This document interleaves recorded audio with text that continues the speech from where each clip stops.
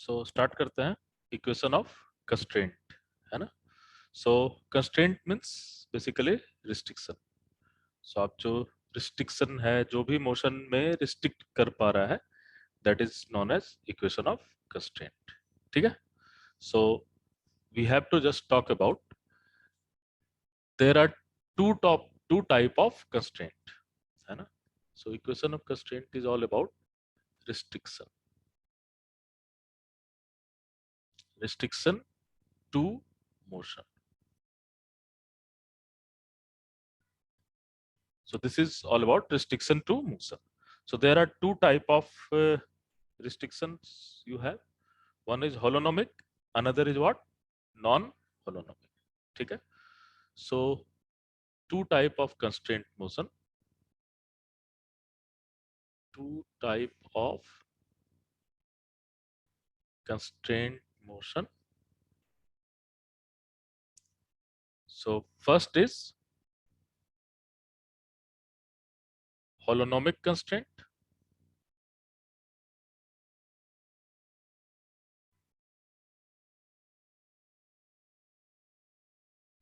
And second is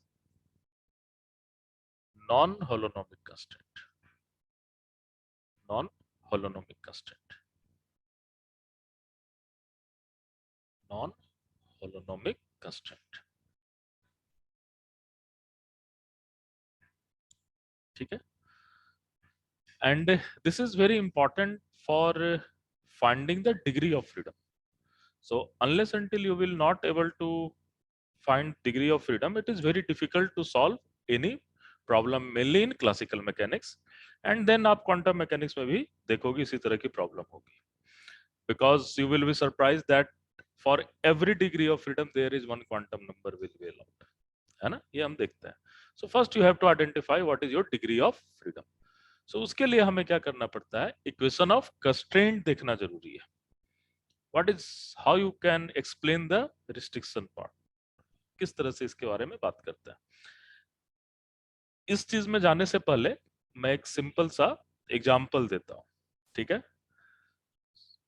suppose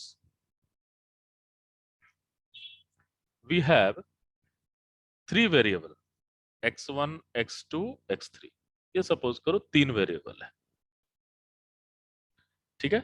so suppose ये तीन variable है. अगर मैं कहूं कि इन तीनों वेरिएबल को आप अपना कोई नंबर दो, कोई नंबर दो x1 को, क्या होगा नंबर है? 1 दे सकता है इंडिपेंडेंटली, 2 दे सकते हैं इंडिपेंडेंटली, 3 दे सकते हैं, है ना. सो ये अभी हमें x1 x2 और x3 के बीच में कोई रिलेशनशिप नहीं है, दे आर जस्ट फ्री. ठीक है. लेकिन मैं जैसे ही ये कहता हूं that x1 plus x2 plus x3 is equal to 0, जैसे हम ये कहते हैं x1 plus x2 plus x3 is equal to 0, what is meaning of that? Meaning of that, out of these three variable कितने वेरिएबल को आप independently choose कर सकते हो? बताओ. दो को इंडिपेंडेंटली चूज कर सकते हैं. कैसे? सपोज मैं x1 को 1 चूज करता हूं, x2 को 2 चूज करता हूं, then x3 must be equal to -3. फिर x3 को आप आर्बिट्रेरली इंडिपेंडेंटली चूज नहीं कर सकते हो, है ना. And now you can see this type of equation, ये जो इक्वेशन है इसी को हम क्या कहेंगे? कंस्ट्रेंट कहेंगे. ये रिस्ट्रिक्ट कर रहा है कि आप एक वेरिएबल को एटलीस्ट एक वेरिएबल को इंडिपेंडेंटली चूज नहीं कर सकते हो.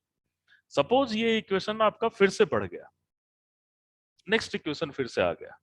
अगर फिर से ये इक्वेशन आ गया and suppose you have x1 plus x2 is equal to 0, ये भी मैंने लिखा, तो अब हम कितने वेरिएबल को इंडिपेंडेंटली चूज कर सकते हैं?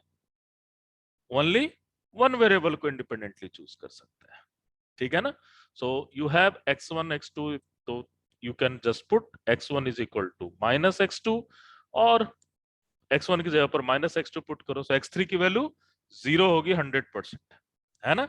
आप 100% गारंटी के साथ कहोगे x1 की वैल्यू, x3 की वैल्यू 0 होगी, और फिर आप आगे की कहानी कह सकते हो. सो आपने ये देखा, नोट कर लो जल्दी से.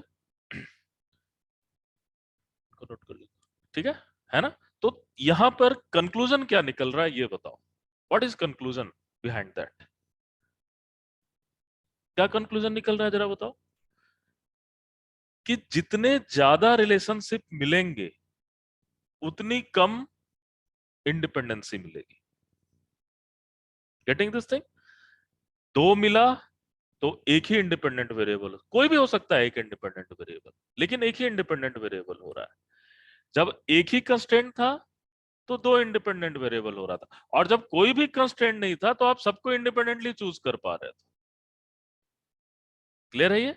सो ये जो इंडिपेंडेंसी के आउटकम्स, कौन सा इंडिपेंडेंट होगा, क्या इंडिपेंडेंट नहीं होगा, इसके बारे में कौन बात करता है? इसके बारे में बात करता है कंस्ट्रेंट, इक्वेशन ऑफ कंस्ट्रेंट। ठीक है? So two type of equation of constraint is there, one is holonomic constraint, another is non holonomic constraint. ठीक है? So first we will just go for holonomic constraint के बारे में बात करता है। ठीक है? ओके, एक बार कंस्ट्रेंट देख लेंगे। तो आज का जो हमारा टारगेट है वो हमारा टारगेट है डिग्री ऑफ फ्रीडम को कैलकुलेट करने का। ठीक है? आज का जो टारगेट है वो है हमारा डिग्री ऑफ फ्रीडम को कैलकुलेट करने का। ठीक है? Okay, now let's go for next level. So let's go for holonomic constraint. So what is holonomic constraint? Suppose I have n number of dynamical variable, q1, q2, q3, qn. चलो विनीत नाम है ना तुम्हारा? नवीन। नवीन बताओ, अगर ये डायनामिकल वेरिएबल है तो इसका क्या मतलब है?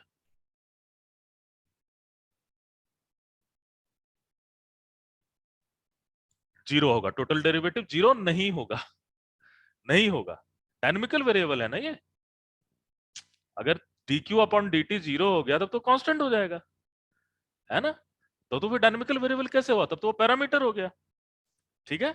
सो अगर q1, q2, q3, qn dynamical variable है तो इसका मतलब ये है कि qi में दे देता हूं dqi अपॉन dt जीरो नहीं होगा। एग्रीड? अब पैरामीटर और वेरिएबल में अंतर समझ में आ रहा है? Okay, so this is your basically your variable. If you have relationship between variable, लिख लो इसको, if relationship between variable, if relationship between dynamical variable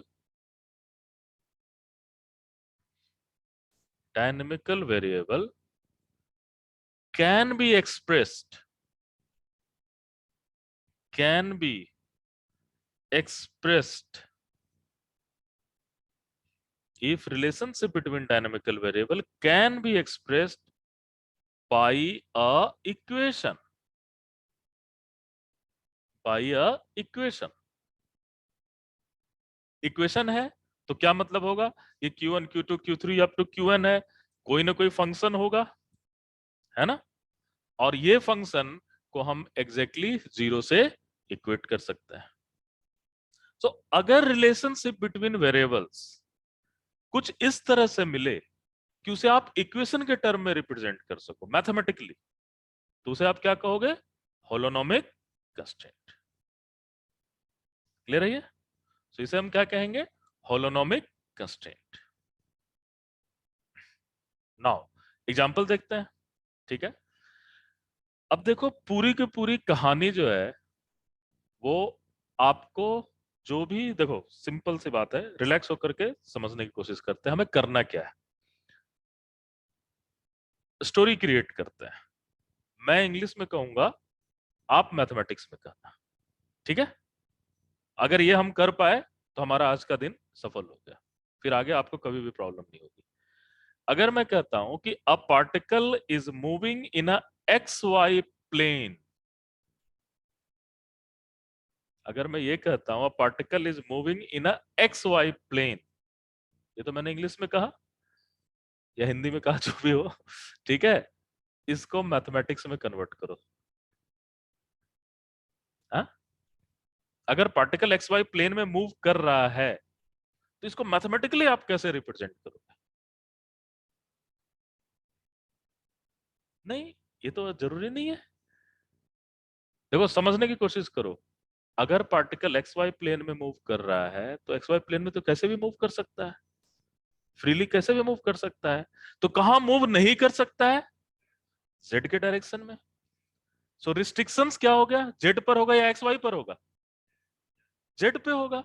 तो जैसे ही मैं कहता हूं क्या particle is moving in x Y plane, इसका मतलब मैथमेटिकली मुझे z is equal to zero put करना है। क्लियर है? देखो इस छोटी सी प्रॉब्लम से आपकी सारी कहानी क्लियर हो जाएगी। जैसे ही मैं कहता हूं z is equal to zero, means particle can not move in x y direction, sorry, particle cannot move in z direction, it will move in xy direction, it will move in xy plane, है ना? Means restrictions कहां मिला? z का। और उसे हमने mathematically कैसे interpret किया? z is equal to zero. ये इक्वेशन है ये इक्वेशन? अगर ये इक्वेशन है तो इसे क्या कहेंगे? Holonomic constraint. ठीक है? So this is basically known as what? Holonomic constraint. In general मैं मान रहा हूं एक्स वाई प्लेन पर है, जस्ट एक्स वाई पर है, उसके तो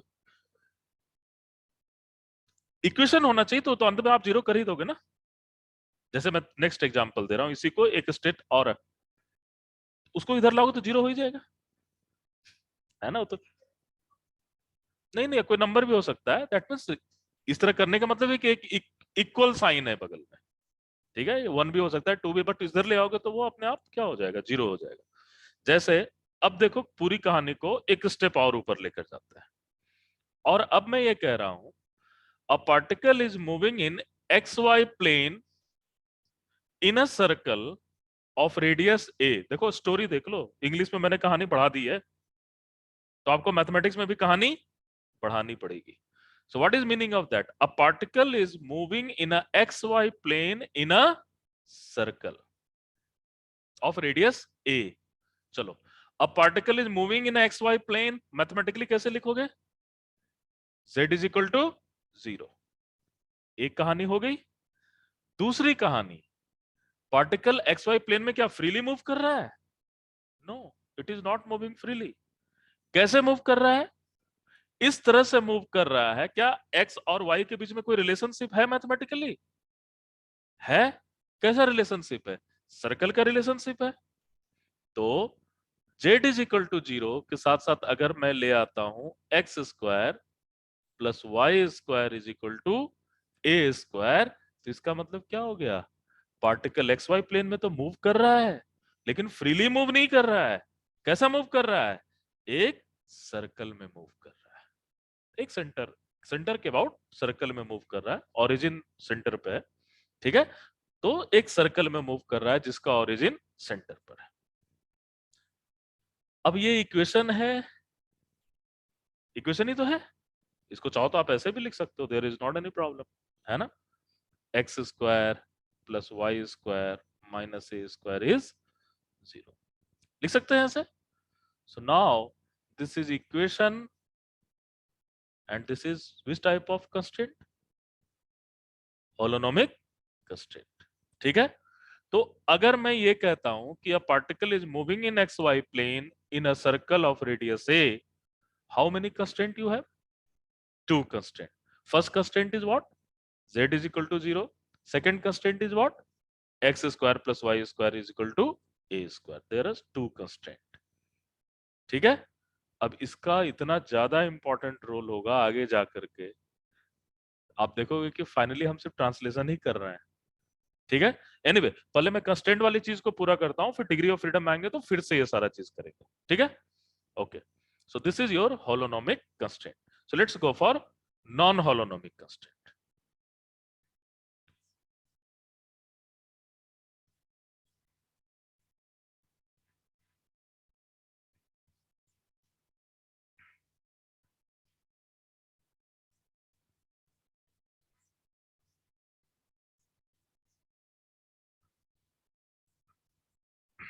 सो let's go for non holonomic constant, है ना?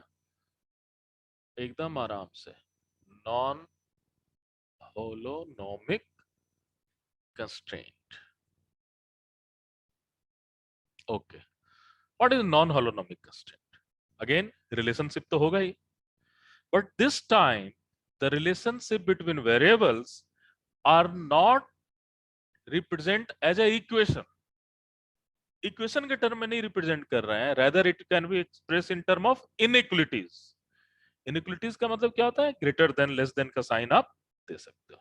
So suppose we have this type of situation q1 q2 q3 up to qn, and if it is greater than equal to 0, ठीक है, this is all about greater than equal to 0, then this type of constraint is known as what? Non-holonomic constraint. So this is known as non-holonomic. कैसा? Example देख सकते हैं, ठीक है. Suppose लिखते जाओ, है ना, साथ साथ लिखते जाओ. अभी तो प्रॉब्लम करना पड़ेगा, तो साथ साथ सारा चीज करते रहना पड़ेगा, है ना. सपोज अ पार्टिकल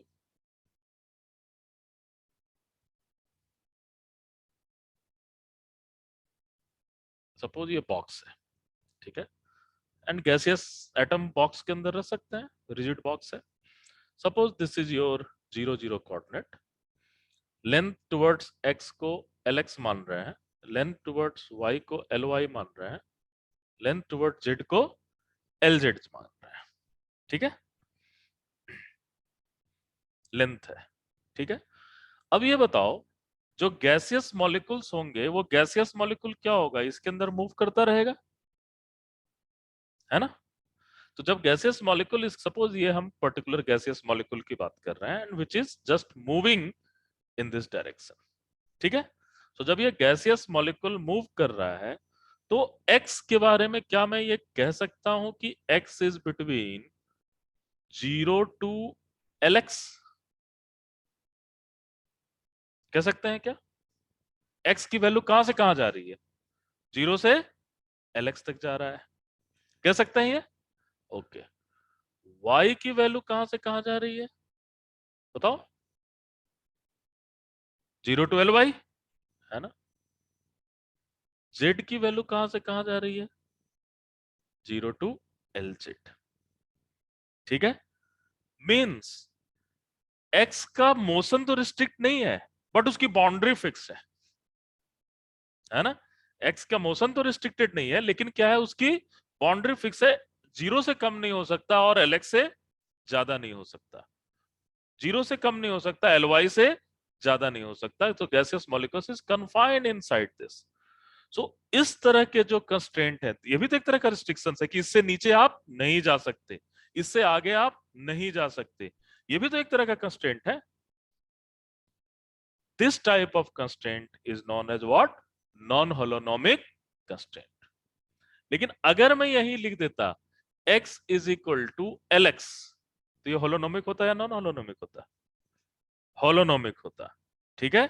अगर मैं कह रहा हूं x is greater then lx, holonomic है या नॉन होलोनोमिक है? नॉन होलोनोमिक है, ठीक है. यहां मोशन रिस्ट्रिक्ट नहीं हो रहा है, मोशन के बाउंड्री रिस्ट्रिक्ट हो रहा है, ठीक है. Okay. So this is all. एक और एग्जांपल देखते हैं, नॉन होलोनोमिक का बड़ा ही फेमस एग्जांपल है, ठीक है. सपोज एक स्फेयर है, ठीक है, और यहां पर एक कोई मास m है और इसका रेडियस r है, ठीक है. अब देखो क्या होगा, अगर मैंने स्फेयर को पुश किया, if I am going to push this sphere, then what will happen? Sphere इसके ऊपर स्लाइड करेगा, स्लाइड करेगा, स्लाइड करेगा, और फिर बाद में क्या होगा, ऐसे छोड़ देगा इसे, ऐसा ही तो होगा. क्लियर है ये? So this it will just go like and it will leave it, ऐसा ये इसको फाइनली छोड़ देगा, ठीक है. अब इसके कंस्ट्रेंट को कैसे लिखा जाए? सपोज दिस इज ओरिजिन, और सपोज मैं एक्स वाई जेड में ही लिखना चाह रहा हूं, एक्स वाई जेड में ही लिखना चाह रहा हूं मैं. सपोज ये ओरिजिन है और इसे मैं एक्स वाई जेड में लिखना चाह रहा हूं. कैसे लिखेंगे इसमें? ये डिस्टेंस की तो बात कर रहे हैं ना, ये डिस्टेंस, क्या मैं कह सकता हूं कि that the minimum value of this distance is capital R, और उसके आगे कुछ भी हो सकता है? कह सकते हैं minimum value of this distance is capital R, and इसके आगे क्या हो सकता है? कुछ भी हो सकता है. So can I write x square plus Y square plus z square root under must be greater than और इक्वल टू कैपिटल आर? लिख सकते हैं. सो इस तरह के जो प्रॉब्लम आपके पास आ रहे हैं, उस तरह के प्रॉब्लम को क्या कहते हो? Non holonomic constraint. ठीक है. आप चाहो तो इसको स्फेरिकल पोलर कोऑर्डिनेट में भी लिख सकते हो, small r is greater than capital R. So there is not any problem. ठीक है. So this is a constraint equation which is not actually holonomic. This is known as what? Non holonomic. ठीक है. So this is basically identified as non holonomic.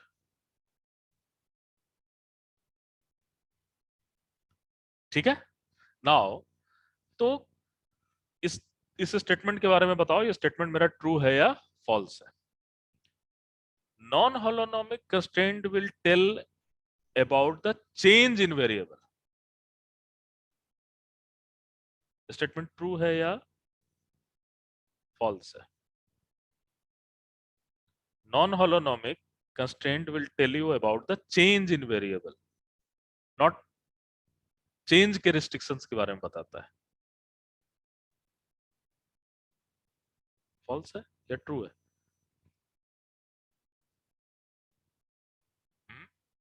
भाई basically अगर आप ये बात कर रहे हो कि दिस इज ग्रेटर देन और इक्वल टू आर, या फिर इसके बारे में बात कर रहे हो x is between 0 to l x, तो कहीं ना कहीं हम dx के ही तो बारे में बात कर रहे हैं. x की वैल्यू ये भी हो सकती है, ये भी हो सकती है, ये भी हो सकती है, इसके बाद नहीं हो सकती है. Agreed not? और फिर इस dx को ले जाओगे जीरो, तो x की वैल्यू कहां से कहां तक हो सकती है? तो कहां से कहां तक हो सकती है? वो बेसिकली 0 से lx तक हो सकती है. एग्रीड? सो कहीं ना कहीं वो किसके बारे में बात कर रहा है? चेंज के बारे में बात कर रहा है. चेंज के ऊपर किस तरह का रिस्ट्रिक्शंस है? कितना का चेंज हो सकता है dx? x का चेंज कितने का हो सकता है? 0 से lx का हो सकता है. dx वाला पार्ट कितना ले सकते हो आप? 0 to lx. Are you getting my point? जैसे ये जो पार्ट है, मैं ये कहता हूं dx ये भी हो सकता है, dx ये भी हो सकता है, dx ये भी हो सकता है ना. सो मैक्सिमम dx क्या होगा जो आपका नॉन होलोनोमिक कंस्ट्रेंट बता रहा है? एग्रीड? सो सम टाइम क्या होता है, non holonomic constraint can be also derived by relationship between variables, relationship between velocity, velocity से निकाल सकते हैं. जैसे मैं बताता हूं, रोलिंग विदाउट स्लिपिंग देखो, क्या होता है कंडीशन रोलिंग विदाउट स्लिपिंग का? बताओ. बहुत ही फेमस केस है. What is condition for the rolling without slipping?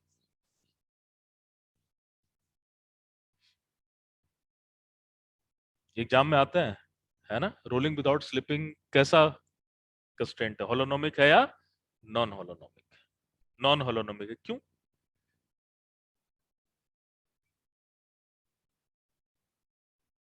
नहीं, रोलिंग विदाउट स्लिपिंग का क्या कंडीशन है? देखो बहुत सिंपल सा है. रोलिंग विदाउट स्लिपिंग हम लोग आगे भी करेंगे, बट अभी जस्ट समझते हैं. सपोज एक रिंग है, ठीक है ना. एक रिंग है और वो रोलिंग विदाउट स्लिपिंग के कंडीशन में जा रहा है. तो ये जो पार्ट है, ये पार्ट क्या है? D theta. क्लियर है ये? और ये जो है डिस्टेंस आर है. ऐसा ही तो है. और रोलिंग विदाउट स्लिपिंग का मतलब ये है कि ये जो डिस्टेंस है, पार्टिकल अगर मूव कर रहा है, रोल कर रहा है, तो ये जो डिस्टेंस है उतना ही डिस्टेंस वो क्या होगा? एक्स डायरेक्शन में भी मूव करेगा. ठीक है. मीन्स ये जो पार्ट है उतना ही डिस्टेंस एक्स डायरेक्शन में मूव करेगा, means this distance is dx। और क्या मैं लिख सकता हूं dx is equal to r d theta, लिख सकते हैं dx is equal to r d theta, आराम से लिख सकते हैं। नाउ आप बहुत फेमस रिलेशन पर पहुंच रहे हो जो कि आप बचपन से पढ़े हुए हो। अगर मैं दोनों तरफ टाइम के साथ डेरिवेटिव ले लूं तो क्या हो जाएगा, dx upon dt is equal to r d theta upon dt। अगर मैं टाइम के साथ डेरिवेटिव ले रहा हूं तो क्या होगा, dx upon dt is equal to r d theta upon dt। What is dx upon dt? Velocity. कौन सा वेलोसिटी? लीनियर वेलोसिटी, है ना। So this will be identified as velocity of centre of mass, ठीक है। और r what is d theta upon dt? Angular velocity. अरे ये पढ़े हो, पढ़े हो। तो अगर मैं उल्टा चलूं यहां से यहां चलूं तो ये जो रिलेशनशिप है, ये रिलेशनशिप होलोनोमिक है या नॉन होलोनोमिक है? नॉन होलोनोमिक है, dx है। आपको ये समझना पड़ेगा, है ना। Change in x is equal to r into change in theta, x is equal to r theta नहीं है। ये बहुत ही माइन्यूट चीज है, इसे समझ करके रखो। अगर मैं ये कहता x is equal to r theta तो क्या होता ये, होलोनोमिक होता। लेकिन अभी मैं क्या कह रहा हूं, dx is equal to r d theta. भाई कहानी बिल्कुल ही डिफरेंट है। dx is equal to r d theta.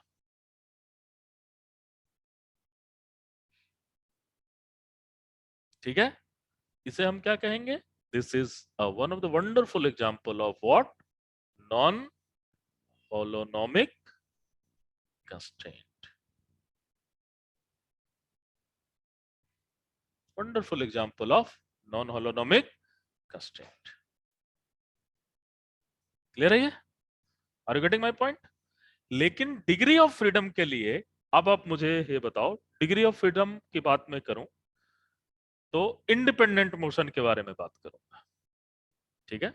Independent motion, so independent motion के लिए नॉन होलोनोमिक कंस्ट्रेंट इंपॉर्टेंट है या होलोनोमिक कंस्ट्रेंट इंपॉर्टेंट है? होलोनोमिक कंस्ट्रेंट इंपॉर्टेंट, क्योंकि नॉन होलोनिक में मोशन तो हो ही रहा है, उसकी सिर्फ बाउंड्री आप तय कर रहे हो, है कि नहीं। चेंज के बारे में देख, बट मोशन तो हो ही रहा है।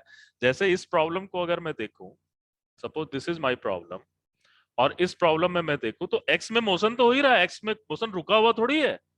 लेकिन एक्स का मोशन किस किस बाउंड्री के बीच में रिस्ट्रिक्टेड है, उसके बारे में हम जब बात कर रहे हैं, then this is identified as what, non holonomic constraint. ठीक है, so this is very interesting. Let's go for,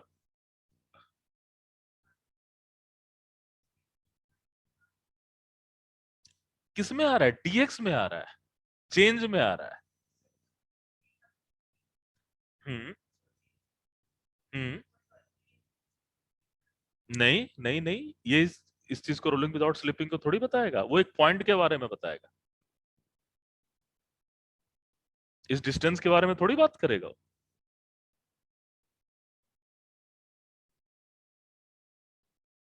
नहीं, आप जैसे कि रोलिंग विदाउट स्लिपिंग के लिए आप ऐसा थोड़ी लिखोगे x equal to r theta, ये आप थोड़ी लिखोगे, नहीं लिख सकते।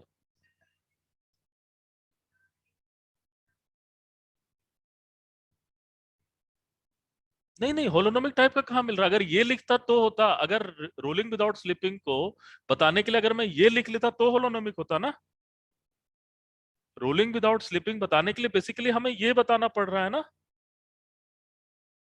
जितना मोशन एक्स में हो रहा है उतना ही यहां होना चाहिए, ये बताना पड़ रहा है हमें।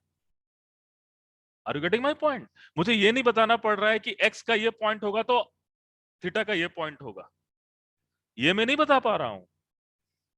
जैसे अगर मैं x is equal to y लिखूं तो इसका मतलब ये मैं बता रहा हूं x की वैल्यू 1 है तो y की वैल्यू भी 1 ही है,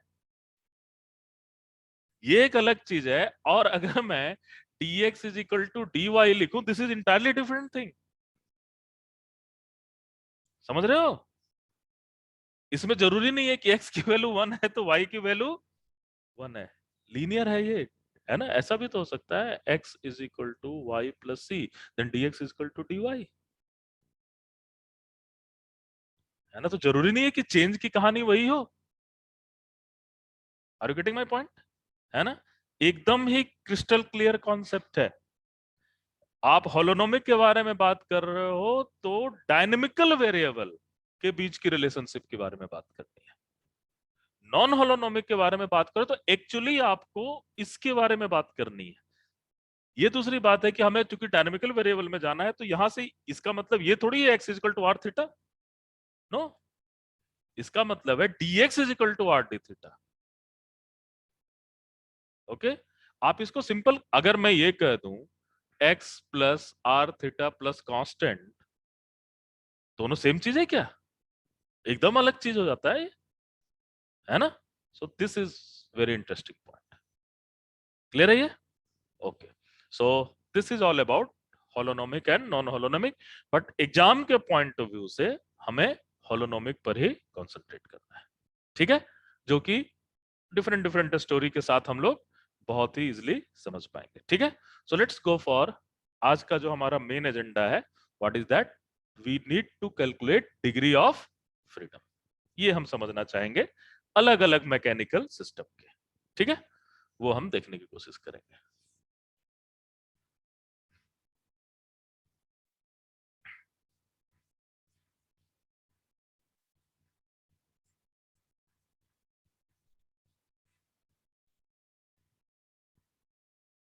okay, so let's go for degree of freedom. So what is degree of freedom? अगर आप एक लाइन में लिखना चाहो, देन दिस इज, या नंबर ऑफ, मिनिमम की जरूरत नहीं है, number of independent motion, independent motion, independent means एक मोशन दूसरे के ऊपर डिपेंडेंट नहीं है, means you can restrict one motion and analyze another motions independently. That is minimum meaning of in degree of freedom. So degree of freedom will be just tell you how much independent motion can take place. But actual motion सिर्फ एक या दो independent motion नहीं होता है। What is actual motion? Actual motion is superposition of all type of motion, है ना। लेकिन अगर हम ऑल टाइप ऑफ मोशन को एक साथ देखने की कोशिश करेंगे तो हम उसे समझ नहीं पाएंगे। हम क्या करते हैं, we have play a trick, we will independently see one type of motion, independently see another type of motion if they are independent, ठीक है, and then we can analyze, okay, actual motion is nothing but the superposition of these two independency, ठीक है। so mathematically how you are going to calculate degree of freedom, कैसे आप mathematically degree of freedom को calculate कर सकते हो? बहुत ही simple सा तरीका है। दिस इज जीरो, सपोज ये x कोऑर्डिनेट है, y कोऑर्डिनेट है, z कोऑर्डिनेट है, और यहां पर हमारे पास n नंबर ऑफ पार्टिकल्स है। Particles means their shape and size are not related to motion. Motion को एक्सप्रेस करने के लिए शेप एंड साइज की जरूरत नहीं है, हम उसे पॉइंट पार्टिकल एज्यूम कर सकते हैं, ठीक है। नाउ अगर ये फर्स्ट पार्टिकल को मैं देख लूं तो फर्स्ट पार्टिकल अगर फ्री रहता, कोई भी रिस्ट्रिक्शंस नहीं है, तो कितनी तरह से इंडिपेंडेंटली मूव कर सकता है? थ्री तरीके से, एक एक्स में, एक वाई में और दूसरा जेड में। सो इसे मैं लिख सकता हूं x1 y1 z1, जो इसकी मोशन को बताएंगे। कोई ना कोई वेरिएबल तो मोशन को बताएगा ना। अभी मैं तत्काल आपको कार्टेशियन कोऑर्डिनेट के ही टर्म में सारे चीजें बता रहा हूं। जब मैं जनरलाइज कोऑर्डिनेट में आऊंगा तो फिर कोऑर्डिनेट ट्रांसफॉर्मेशन भी सीखेंगे, जो हमारा कल का टास्क है, ठीक है। सो x1 y1 z1, ठीक है। सेकेंड, बताओ ये अगर इंडिपेंडेंटली मूव करता तो क्या होता? कितने तरीके से मूव करता? तीन तरीके से भी मूव करता। क्योंकि कोई भी रिलेशनशिप नहीं है। सो x2 y2 z2। So suppose मैं n पार्टिकल है हमारे पास, तो कितने तरीके से इंडिपेंडेंटली मूव करेगा? 3 into n। सो इफ तो degree of freedom for the 3 degree of freedom for the n particle which are free in a space, कोई भी restrictions नहीं है। So there are 3 into n way they are going to move। वो कितने तरीके से move कर सकते हैं? 3n तरीके से मूव कर सकते हैं। ठीक है, okay. Now if there are restrictions, if there are constraint कह रहे हैं तो क्या मतलब है? रिस्ट्रिक्शन है। ठीक है, if there are constraint, there are restrictions, तो डिग्री ऑफ फ्रीडम बढ़ेगी या सेम रहेगी या घटेगी? घटेगी, है ना? हमने साफ साफ देख लिया है कि जैसे जैसे relation, restrictions means what? Relationship between variables. और वो रिलेशनशिप बिटवीन वेरिएबल होलोनोमिक होने चाहिए या नॉन होलोनोमिक होने चाहिए? होलोनोमिक होने चाहिए। ठीक है, so suppose we have k number of holonomic constraint। Suppose we have k number of holonomic constraint, then what will happen? 3n minus k is what? Degree of freedom। ठीक है, सो ये हमेशा ध्यान देना, डिग्री ऑफ फ्रीडम निकालने के लिए आपको नॉन होलोनोमिक नहीं बल्कि होलोनोमिक कंस्ट्रेंट की जरूरत है। ठीक है, so you have 3n minus k. Minus sign क्यों? क्योंकि ऑब्वियसली डिग्री ऑफ फ्रीडम घटेगा इक्वेशन ऑफ कंस्ट्रेंट के बढ़ने से। ठीक है, k is the number. k क्या है? नंबर है। ठीक है, so now what will happen? Can I say degree of freedom plus number of constraint must be divisible by 3? होगा ना, because number of particle half 3/2 थोड़ी हो सकता है, वो तो 1 2 3 ही हो सकता है। तो degree of freedom is also positive integer, k is also positive integer and n is also positive integer। ठीक है, तो ये आप हमेशा इस चीज को देखना। आज नहीं तो बहुत समय पहले, 10-11 साल पहले एक बार एग्जाम में आया था, कोई सिस्टम नहीं दिया हुआ था, है ना? कोई भी सिस्टम नहीं दिया, कुछ भी नहीं दिया हुआ था, और बोल रहा था कि भाई एक 2 and 3 ये सिस्टम बताएगा कि नहीं बताएगा? ये डिग्री ऑफ फ्रीडम है, इक्वेशन ऑफ कंस्ट्रेंट है, ऐसा दिया हुआ था।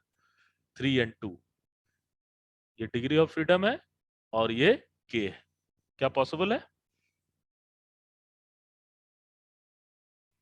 3 डिग्री ऑफ फ्रीडम और 2 इक्वेशन ऑफ कंस्ट्रेंट पॉसिबल है? नहीं पॉसिबल है ना? क्योंकि 3 + 2 इज 5, 5/3 इज फ्रैक्शन। ठीक है, सो डिग्री ऑफ फ्रीडम 4 है और 2 है, पॉसिबल है? Yes, it is possible. 3 dimension है आपका सिस्टम, तो 3 डायमेंशन इसलिए नीचे 3 से डिवाइड किए हो। Are you getting my point? n dimension क्यों? हमारा तो कॉन्फ़िगरेशन स्पेस तो 3 डायमेंशन ही है। आप क्लासिकल नहीं, क्लासिकल मैकेनिक्स तो आप 3 डायमेंशन में ही करते हो। क्लासिकल मैकेनिक्स में कहाँ n डायमेंशन की बात आती है? Are you getting my point? तो ये कंफ्यूज मत करना। ठीक है, n डायमेंशन का कॉन्सेप्ट आप सिर्फ क्वांटम मैकेनिक्स में लेकर आ सकते हो। एग्रीड? और 4 डायमेंशन का कॉन्सेप्ट आप STR में लेकर के आते हो, जो कि इमेजिनरी है। लेकिन जितने भी हम सिस्टम देख रहे हैं, फिजिकल सिस्टम जो भी हम देख रहे हैं, they are basically in what? 3 dimensional system. ठीक है, आप मैथमेटिकली n डायमेंशन सिस्टम के लिए एक वर्ल्ड में क्रिएट कर सकते हो, बट पेंडुलम थोड़ी n डायमेंशन सिस्टम में जाएगा। वो एक एब्स्ट्रैक्ट चीजें हो सकती है, but right now we are going to focus only on the situation which is physical to us, which is not abstract to us. ठीक है, क्लियर है ये? So this is all about degree of freedom. सो पूरी की पूरी कहानी में ये बताओ, एज ए स्टूडेंट आपको किस पॉइंट पर फोकस करना है? क्या n पर फोकस करना है? वो तो पता है ना, ये अपने आप निकल जाएगा। सारा का सारा कहानी है कि आप के को कैसे आइडेंटिफाई करते हो, किस तरह से आप के को लिख सकते हो। के लिख लोगे सही सही, सारा काम आसान हो जाएगा। ठीक है। सो आज की जो नेक्स्ट हाफ एन आवर और 45 मिनट का हम जो काम करने जा रहे हैं, वो सारे चीज को हम कार्टेशियन कोऑर्डिनेट में ही लिखेंगे, क्योंकि कार्टेशियन कोऑर्डिनेट ही तो दिखता है भाई, बाकी तो मैथमेटिकल इंटरप्रिटेशन है।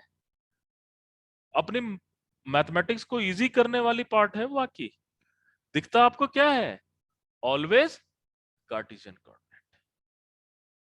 उसी के आज तक तुमने देखो, ये सारी चीजें समझने वाली बात है। आज तक तुमने कभी ऐसा देखा है, ये आर है, ये थीटा है, ये फाई है, कभी देखा है? कभी नहीं देखा है।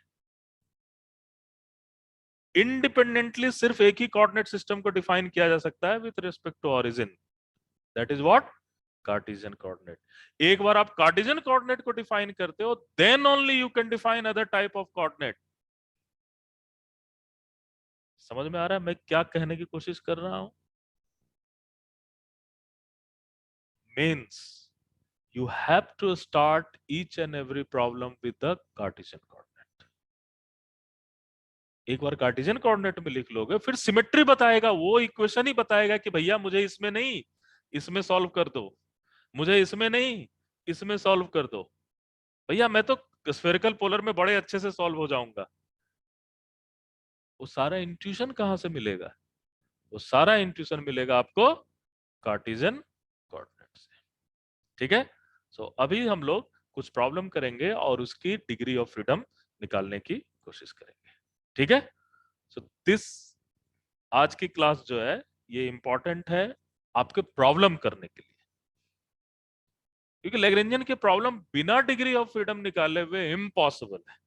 आप रट सकते हो, कर नहीं सकते हो। आप अपना कॉपी भर लोगे, दिमाग में नहीं आएगा।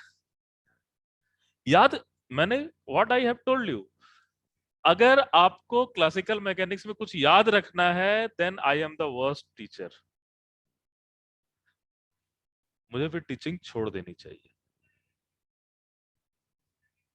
Any new problem, what I am going to say, any new problem, किसी का लैग्रेंजियन आपको याद नहीं रखना है, फिर मैकेनिक्स काहे का भाई? रख भी नहीं सकते, कितने सिस्टम का याद रहेगा आपको? This is the beautiful part कि you have to train your brain. आपको अपने ब्रेन को ट्रेन करना है कि हम प्रॉब्लम को कैसे अप्रोच करें। एग्रीड? तो ही जाकर के एग्जाम में जब नए प्रॉब्लम आते हैं तो उसको लगे अच्छा ये करना तो वही चीज है यार, कुछ नया नहीं करना है। होता ये दिक्कत है कि हम अपने आप को गलत वे में पढ़ते हैं। इसमें सिर्फ स्टूडेंट का ही दोष नहीं है, इसमें बहुत बड़े बड़े महारथियों का दोष है, जो आपकी कॉपी को तो इतना मोटा बनवा देंगे, लेकिन वर्चुअली आपके दिमाग में कुछ नहीं जाएगा। देखो, बोर्ड से कॉपी का सफर बहुत आसान है, लेकिन कॉपी से माइंड का सफर जो है वो बहुत ही इंपॉर्टेंट है एग्जाम क्रैक करने के लिए। मैं तुम्हें बता रहा हूँ, I have just teaching this subject from last 15 years से पढ़ रहा हूँ, उससे पहले मैं खुद पढ़ा हूँ। आज तक मेरे पास कोई नोट्स नहीं है। Why? Because I know the story. आप कोई मूवी देखने जाते हो तो क्या नोट करते हो? अच्छा अभी तो शाहरुख खान आया था, अभी थोड़ा देर के बाद ये मारपीट होगी, ऐसा होगा, ऐसा नोट करते हो क्या? लेकिन मूवी से बाहर अगर आपका फ्रेंड मिलता है, then what you are doing? Each and everything you are just saying to them. Even sometime तो हीरो का कॉपी भी कर लेते हो। Are you getting this thing? So अगर टीचिंग और लर्निंग में ये पार्ट नहीं होती है, तो this is failed teaching and failed learning. ठीक है। देखते हैं ये पार्ट हम कर पाते हैं कि नहीं। बोलना तो आसान है, करना टफ है। So next half an hour में हम इस चीज को करने की कोशिश करते हैं। ठीक है, let's try to go for this.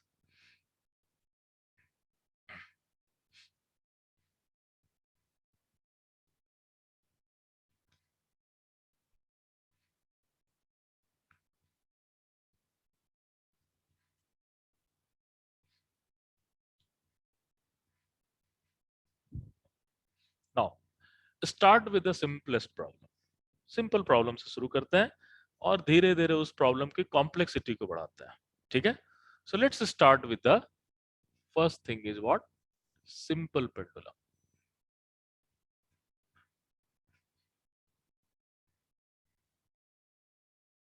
Simple pendulum is simple only in one case, otherwise it is not simple, ठीक है, बाद में बात करेंगे। What is simple pendulum? A simple pendulum एक ऐसा सिस्टम है जो एक वर्टिकल प्लेन में मूव करता है ना। This is moving in vertical plane. So let's assume that vertical plane is XY plane. So simple pendulum जो है वो XY plane में move कर रहा है, ठीक है। And simple pendulum के साथ उसकी पैरामीटर क्या है? कोई भी पेंडुलम को कैसे समझोगे?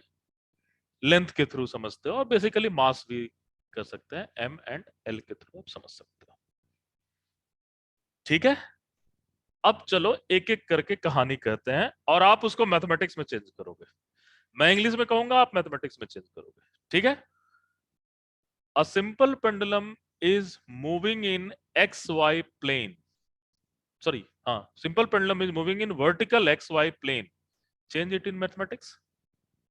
Z is equal to 0. उससे पहले हमें एक ओरिजिन तो देना ही पड़ेगा, तभी तो एक्स वाई जेड बता सकते हैं। और हमारा पहला काम क्या है, फर्स्ट काम क्या है कि भाई चीजों को फ्री छोड़ो। जब कोई छोटा बच्चा का बर्थ होता है तो फ्री रहता है बिल्कुल, है ना। सो इसको आप फ्री छोड़ो, एक्स वाई जेड फ्री, अभी करेंगे, अभी फ्री रखा है ना। अब इसकी कहानी कहते हैं, that simple pendulum is moving in xy plane. What is meaning of that? Z is equal to 0. ठीक है भाई, क्या x और y फ्री है? फ्री है? पक्का सोच कर बताओ। नहीं नहीं, थीटा से नहीं, x और y फ्री है। जरा लेंथ l को डिफाइन करते हैं। What is length l? Distance between origin and mass. अगर distance between on origin and mass is given, then how x and y are free? क्या ये फ्री है? नहीं, इन दोनों के बीच का डिस्टेंस हमेशा क्या है?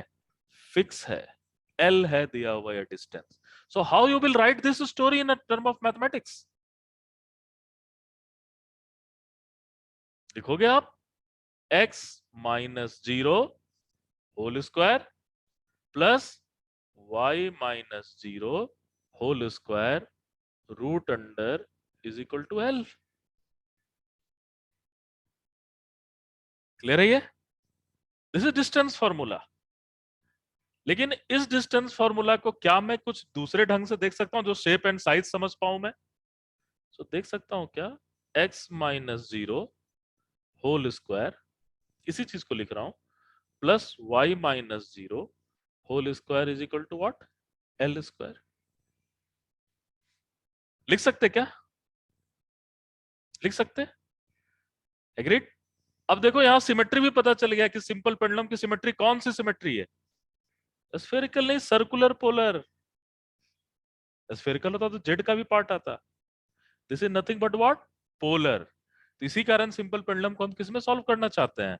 पोलर में सॉल्व करना चाहते हैं। वो बात की कहानी है, अभी मैं उसे लेकर नहीं आ रहा, अभी मैं जस्ट डिग्री ऑफ फ्रीडम पर फोकस करूंगा। So how many particles are, इसके अलावा और कुछ भी है कहानी इसकी? और कोई कहानी नहीं है। सो ये सब देखते हैं। Number of, so let's calculate degree of freedom. Number of particle is 1, that is 3 into 1. How many number of constraint is there? 2. This is 1. ये दोनों एक ही है ना? This is 2. एक ही चीज को थोड़ा सा अलग ढंग से लिखा है। Number of constraint is 2. Okay? And degree of freedom is 1. यानी सिंपल पेंडुलम को सॉल्व करने के लिए how many variables you need? How many independent motion you need? Only one independent motion. तो कितने वेरिएबल होंगे? एक, ठीक है। अब वो वेरिएबल क्या होगा, कैसे होगा, ये अगली कहानी है जो हम जनरलाइज कोऑर्डिनेट में सीखेंगे। लेकिन आपका 90% काम खत्म हो चुका है, आपने प्रॉब्लम को सॉल्व कर दिया है एक तरह से। तो स्टेप बताओ, स्टेप क्या है? नवीन बताओ स्टेप क्या है? नंबर 1 स्टेप,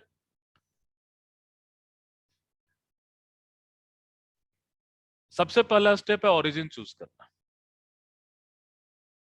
ठीक है, जब तक ओरिजिन नहीं चूज करोगे तब तक आप कुछ नहीं कर सकते हो। दूसरा स्टेप ये है पार्टिकल को फ्रीली छोड़ देना। ठीक है, पार्टिकल को फ्रीली छोड़ दिया। तीसरा, जो जो स्टोरी दिया हुआ है उस स्टोरी को मैथमेटिक्स में कन्वर्ट करते जाना। ठीक है, पहला स्टेप 0 0 0। ओरिजिन के बगैर कहां से एक्स वाई जेड बताओगे भाई?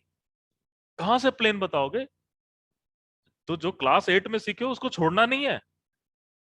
और ये सिर्फ क्लास 8 की ही तो है कहानी। इसलिए मुझे तो ऐसा लगता है कि जब भी मैं पढ़ता हूं तो मुझे ऐसा लगता है कि class 8 is the most important class. लोग बोलते हैं 10th इंपॉर्टेंट है, 12 इंपॉर्टेंट है, बट मुझे ऐसा लगता है क्लास 8 सबसे ज्यादा इंपॉर्टेंट है, जहां एंगल और डिस्टेंस के बारे में बात किया जाता है। 8 में तो क्या आता है ना, मेरे समय तो 8 में था। क्लास 8 में एंगल, डिस्टेंस, थोड़ा शेप के बारे में है ना। और मैं जब भी क्लासिकल मैकेनिक्स पढ़ता हूँ या पढ़ाता हूँ, I always thank to my class 8 mathematics teacher. Everywhere you will see that thing will come only either distance और एंगल। भाई क्या मोशन होता है? या तो लीनियर मोशन या तो एंगल, सब तो इन्हीं दोनों से मिलकर बनेगा। अगर स्पाइरल भी होगा तो क्या होगा? Linear plus angular. और क्या होगा? है ना। या तो एंगल के बारे में बताओ या तो लेंथ के बारे में बताओ। इससे ज्यादा सिंप्लिसिटी क्या हो सकती है? कुछ भी नहीं हो सकती है। दूसरा प्रॉब्लम करें, जो आपके लास्ट ईयर एग्जाम में भी आया था, गेट के एग्जाम में। ठीक है, अब सिंपल पेंडुलम के भी कई नाम होंगे, इसी के अलग अलग डिग्री ऑफ फ्रीडम देते जाओ, अलग अलग नाम मिलते जाएंगे। ठीक है, सो let's go for next type of system.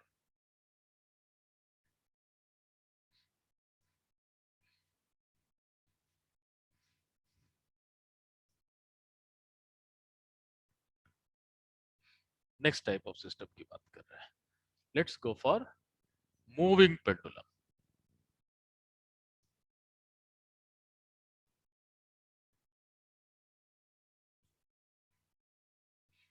कहानी अब दो पार्टिकल की है। ठीक है, तो देखो क्या है, ओरिजिन अभी मैं नहीं दूंगा, आप दोगे। ये मास m1 है, क्लियर है। और दूसरा मास एक m2 है। ठीक है, और इन दोनों मास के बीच का डिस्टेंस एक मासलेस रॉड से लगा हुआ है जो L है। ठीक है, सो मैं लिख भी देता हूं, m1 and m2 are attached to massless rod of length L। ठीक है, वेयर अब कहानी तो बनानी पड़ेगी कुछ ना कुछ, दोनों फ्री तो नहीं है। सो मूविंग पेंडुलम है, m1 can move only in x direction.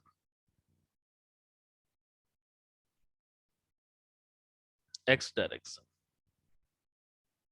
m1 can move only in x direction and m2 m2 is moving in xy plane, in vertical xy plane। Vertical भी लिख दो, है ना, vertical xy plane। ठीक है, m2 can move in vertical xy plane. तो actually motion कैसा हो रहा है भाई? मोशन कुछ ऐसा हो रहा है, सपोज ये रेड वाला मास जो है वो m1 है और नीचे टिप जो है वो m2 है। मोशन कैसा हो रहा है? ऐसा हो रहा है भाई, है ना। This is your actual motion. ठीक है, सो हमें इसका क्या करना है? डिग्री ऑफ फ्रीडम निकालना है। What you have to do? You have to find degree of freedom. ठीक है, you have to calculate degree of freedom, DOF। ठीक है, चलो कैसे हम डिग्री ऑफ फ्रीडम निकालेंगे वो जरा देखते हैं। फर्स्ट क्या करना है स्टेप, ओरिजिन। कहां लोगे ओरिजिन? M1 पर ले लोगे ओरिजिन। अगर M1 को आपने ओरिजिन ले लिया तो टाइम के साथ चेंज कर रहा है। Origin is always a fix point. कहीं भी आप आउटसाइड द सिस्टम बेस्ट रहेगा कि ऐसा कुछ ओरिजिन ले लें, नहीं? ठीक है, first thing is this is your origin. So origin हमने ले लिया, इसको 0 0 0 लिख लिया, कहीं भी ले लिया ओरिजिन। ठीक है, ओके। नाउ दूसरा step, what is your second step? दोनों पॉइंट को फ्री कर लो, दोनों मासेस को फ्री कर लो, जितने मासेस हैं। अगर फ्री कर लिया तो इसे क्या लिखा? x1 y1 z1। ठीक है, और दूसरे को क्या लिखा? दूसरे को लिखा x2 y2 z2। x1 y1 z1 और दूसरे को क्या लिखा? x2 y2 z2। ठीक है, ये कहानी तो हो गई, दोनों फ्री है भाई अभी।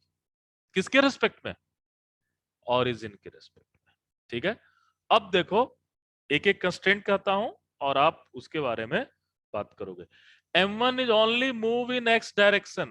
What is meaning of that? Mathematically कैसे लिखोगे? y1 is equal to 0 and z1 is equal to 0। ठीक है, y1 is equal to 0 and z1 is equal to 0। ठीक है, ये आपकी कहानी है।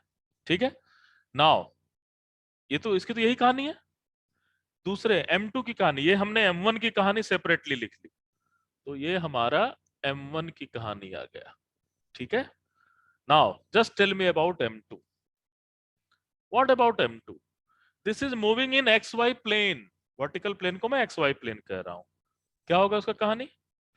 Z2 0।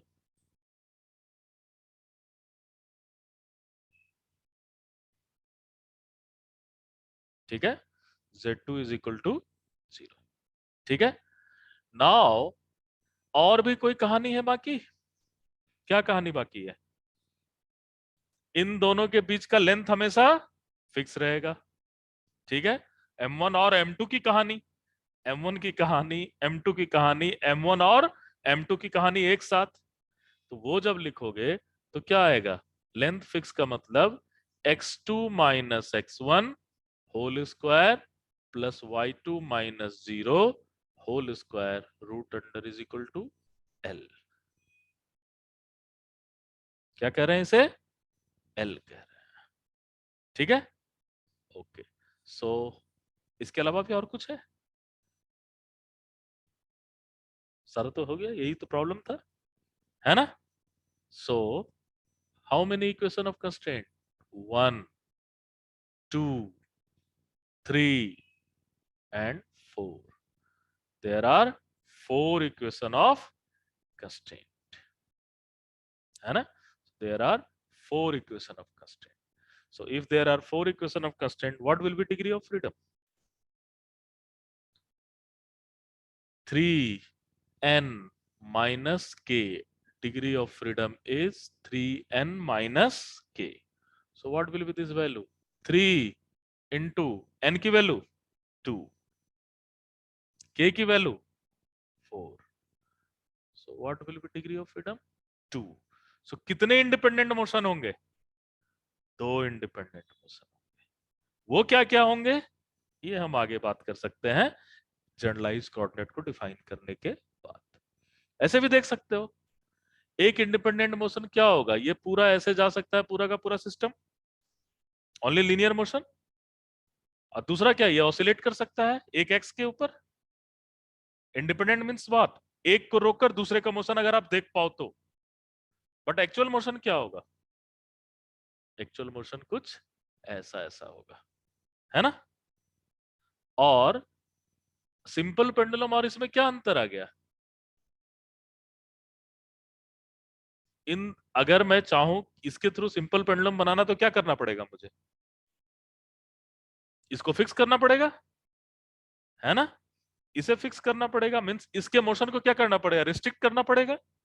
तो जैसे ही एक रिस्ट्रिक्शंस किया, आपका डिग्री ऑफ फ्रीडम क्या हो गया? घट गया। एक रिस्ट्रिक्शन छोड़ा, डिग्री ऑफ फ्रीडम क्या हो गया? बढ़ गया। क्लियर है ये? और देखो मैंने कुछ भी नहीं किया है, डिस्टेंस, इसके अलावा और कुछ नहीं किया है। सिर्फ और सिर्फ क्या किया है? डिस्टेंस की बात की है।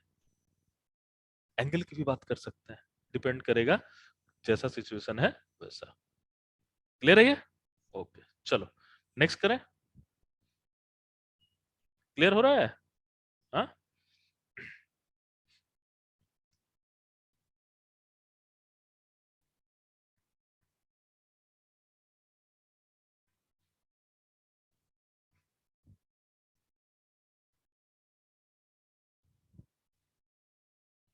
और इन सब का हमें लैग्रेंजियन निकालना है, इस सारे को एनालाइज करना है।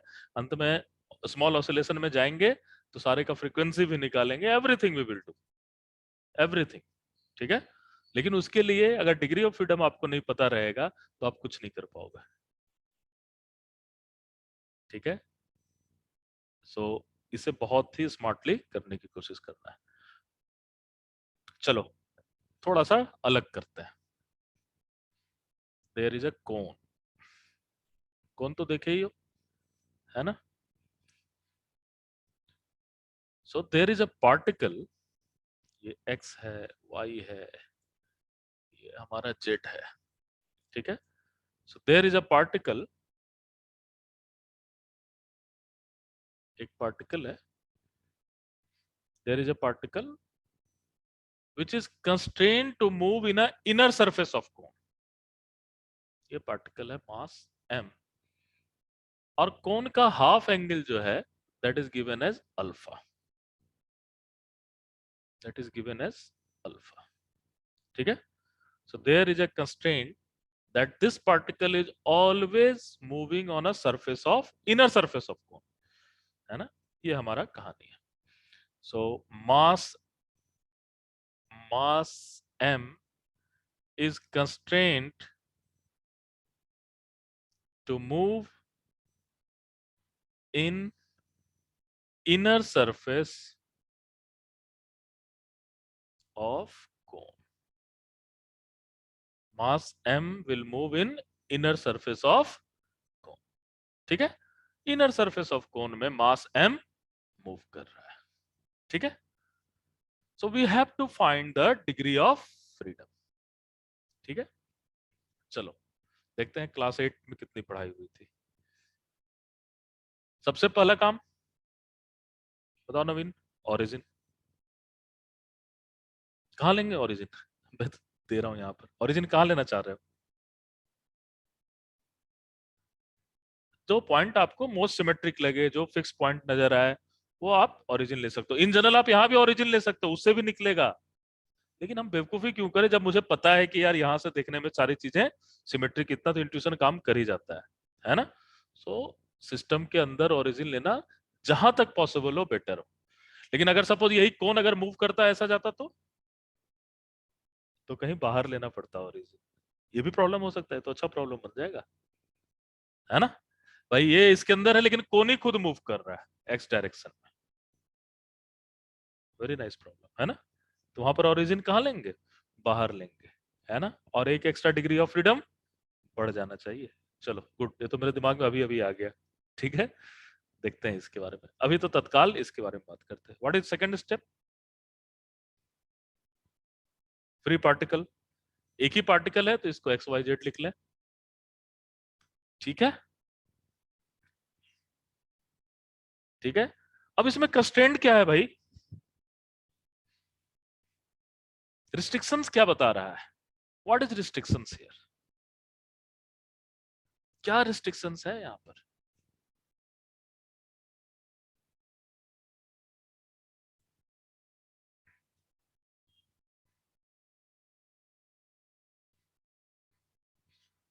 A mass m is constrained to move in an inner surface of cone of half angle alpha. अब बताओ, क्वेश्चन तो यही है, find DOF. Find DOF. Find DOF. What will be degree of freedom?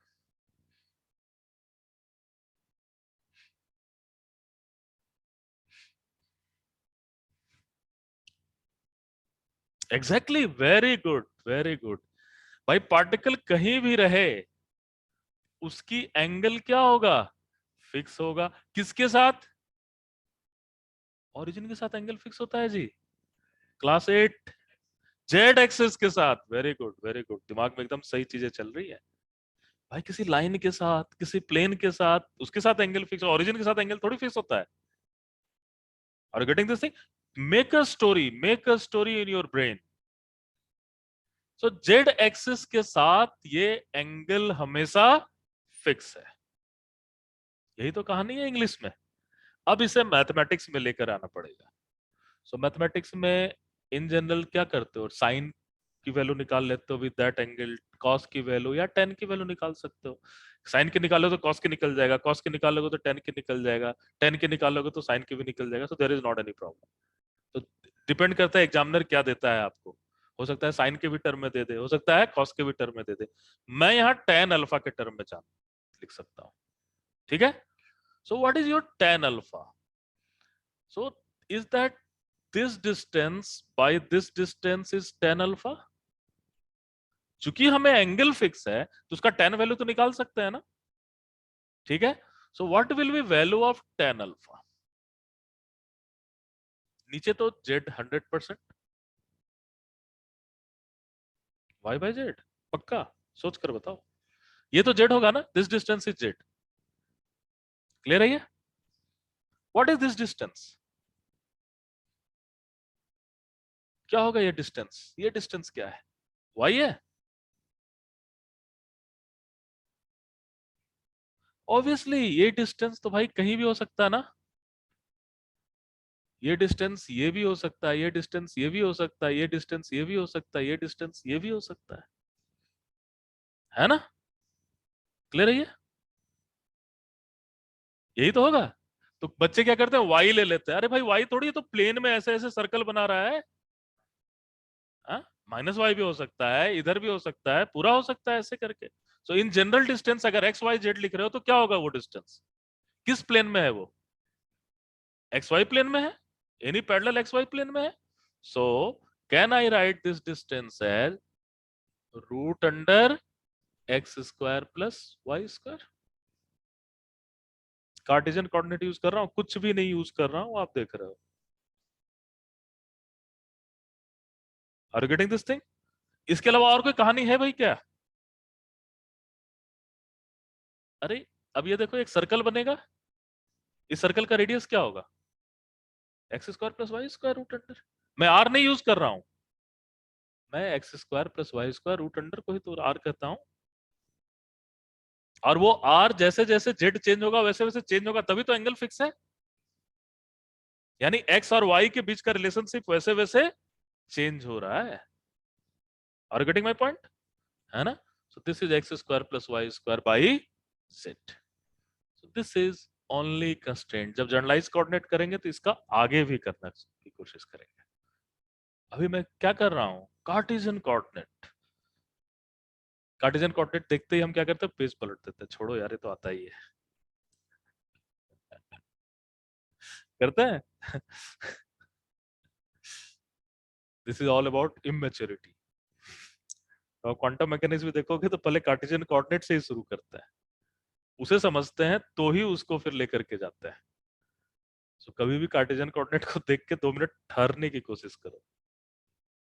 Are you getting my point? है ना. This is very important. So what will be degree of freedom? 3 into कितने number of particle? 1 minus 1. ठीक है. So degree of freedom is equal to this 2. वो दो क्या है उसके बारे में बात करेंगे. जब हम जनरलाइज कोऑर्डिनेट समझ लें तो।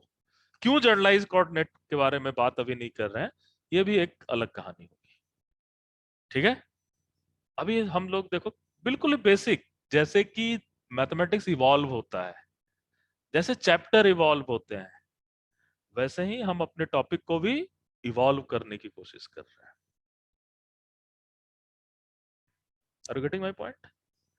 सो why not we will do one simple test of a 10 minute। ठीक है, जो आप अभी करोगे। ठीक है, मैं क्वेश्चन दे रहा हूं and then I will solve it. ठीक है, सो अगर ये कर लेते हो तो कॉन्फिडेंस बढ़ेगा। ठीक है, so just take a test.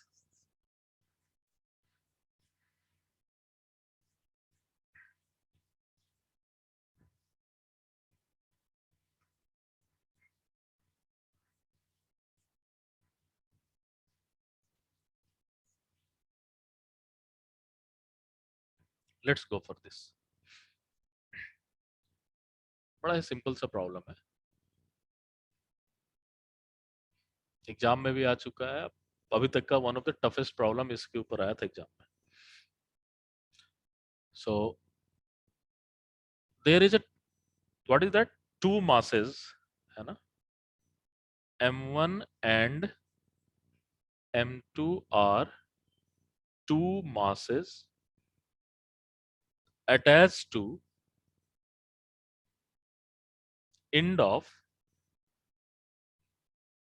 massless string, attached to end of massless string, एक स्ट्रिंग के एंड में स्ट्रिंग ऑफ लेंथ L। ठीक है, where mass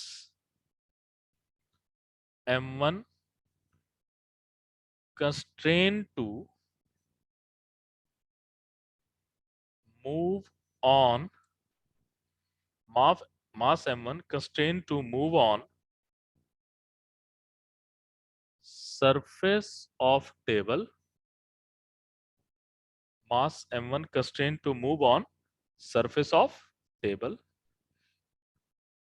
and mass m2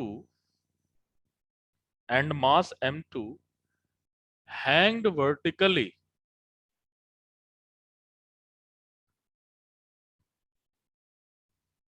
can move,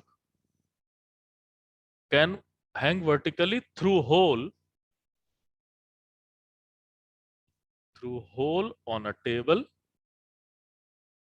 through a hole on a table, can move in vertical direction, can move in vertical direction। ठीक है, can move in vertical direction। so system क्या है, एक whole है। ठीक है, so this is hole and this is mass m1, agreed, और ये इसके ऊपर मूव कर रहा है सरफेस ऑफ टेबल के ऊपर, और ये जो है नीचे मास m2 ओनली वर्टिकल डायरेक्शन में मूव कर रहा है। ठीक है, ये पेंडुलम की तरह भी नहीं, वैसे भी मूव कर सकता है, दैट इज डिफरेंट प्रॉब्लम। ये क्या कर रहा है, ओनली वर्टिकल डायरेक्शन में मूव कर रहा है। ठीक है, so what you have to do, you have to find degree of freedom. So I am just giving you, कितना समय दूं, 3 मिनट, 3 मिनट, चलो 3 मिनट का एक टेस्ट। नहीं नहीं, only in vertical direction, m2 is just moving in vertical direction, so just do it।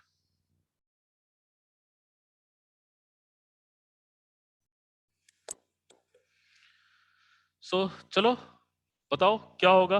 First step, origin कहां माने, 0 0 0। ठीक है, what is second step, free particle, दोनों पार्टिकल को क्या करो, फ्री करो, किसके रेस्पेक्ट में, ओरिजिन के रेस्पेक्ट में। इसे पहला पार्टिकल कह रहे हैं तो इसे कह दें x1 y1 z1। ठीक है, दूसरे पार्टिकल को क्या कह दें, x2 y2 z2। यहां तक तो सारे लोगों ने किया। ठीक है, first particle is moving on a surface of table, mathematically z1 0, very good. m1 की अलग से कहानी है ना, ऐसे तो लिखेंगे। Now second particle is moving only in vertical direction, very good. So x2 is equal to 0, y2 is equal to 0। Clear है। तीसरी कहानी, क्या m1 और m2 के x1 y1 इंडिपेंडेंट है? इंडिपेंडेंट है क्या? नहीं, दोनों डिपेंडेंट है। क्यों डिपेंडेंट है? क्योंकि दोनों अटैच्ड है मासलेस स्ट्रिंग से। So, उसकी भी कहानी लिखनी होगी। That means this distance plus this distance is equal to L। Clear है ये? सो वो जब कहानी लिखोगे तो क्या होगा? This distance is what? So कहां लिखूं? यही लिखता हूं ना। So you have to write this distance x2 minus x1 whole square. Sorry, क्या कर रहा हूं? सॉरी सॉरी, ओरिजिन से है ना। This distance, what is this distance? x1 minus 0 whole square, y1 minus 0 whole square. ये लेंथ हो गया। And what is this length? z2, है ना। What is this length? z2। या तो आप ऐसे भी लिख सकते हो, plus root under z2 minus 0 whole square. That is nothing but what? z2। And ये वैल्यू कितना हो गया? L। ठीक है। सो इन जनरल ये तो सारा लिख देते हैं, यहां पर हम जाकर के फंस जाते हैं, है ना।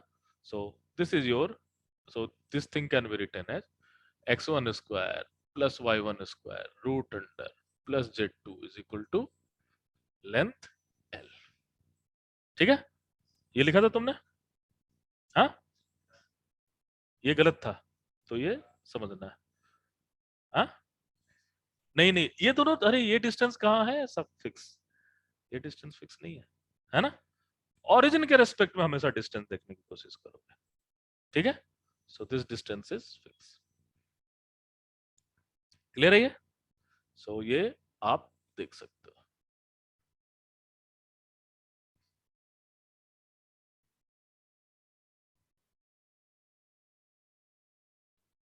ऑब्वियसली ये भी फिक्स हो सकता है ना, वो डिस्टेंस भी फिक्स हो सकता है।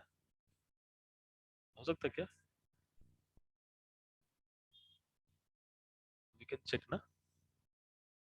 ये डिस्टेंस जितना इधर जाएगा उतना ही ये ऊपर जाएगा, है ना। सो आई थिंक वो भी अलग ढंग से हो सकता है। बट इन जनरल आप क्या करोगे? ओरिजिन के रिस्पेक्ट में चीजों को लिखने की कोशिश करोगे इन जनरल, जहां पर जरूरी है वहां पर।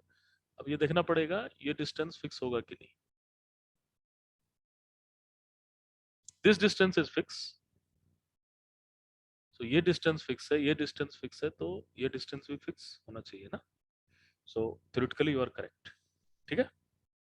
बट या तो ये लिखोगे या तो ये लिखोगे, दोनों नहीं लिख देना। दोनों नहीं लिखना, है ना। सो मोर और लेस वो भी सही है। ठीक है। So obviously this is the story of this problem, और इसको हम लोग देख पाएंगे। लेकिन जहां तक हम ओरिजिन के रेस्पेक्ट में चीजों को लिखें तो वो बेटर होगा। ठीक है। एक होमवर्क दे दो, हाँ, उसे करके कर लोगे।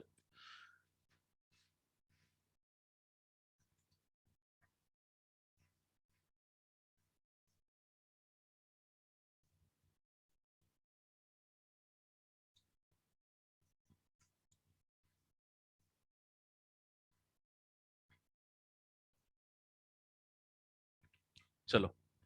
सो डबल पेंडुलम है ना।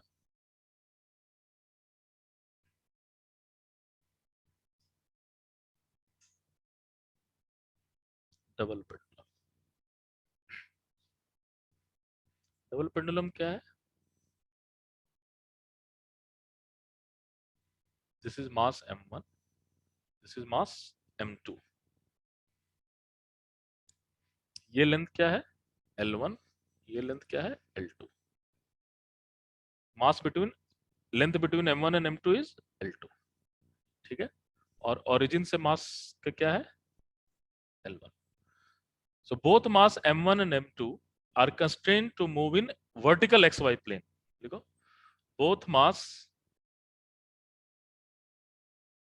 both mass m1 and m2, both mass m1 and m2 constrained to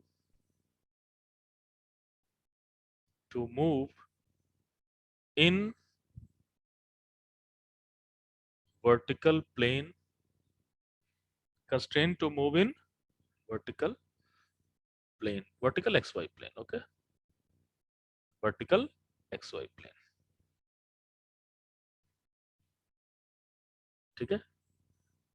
और m1 और L1 और L2 तो डिफाइन है ही आपके पास, you have to find degree of freedom, ठीक है। सो एक क्वेश्चन करने की कोशिश करना इसे खुद ही, ठीक है, कर लोगे, हो जाएगा, ठीक है, ट्राई करो, कल फिर हम लोग इसको देखेंगे, ठीक है।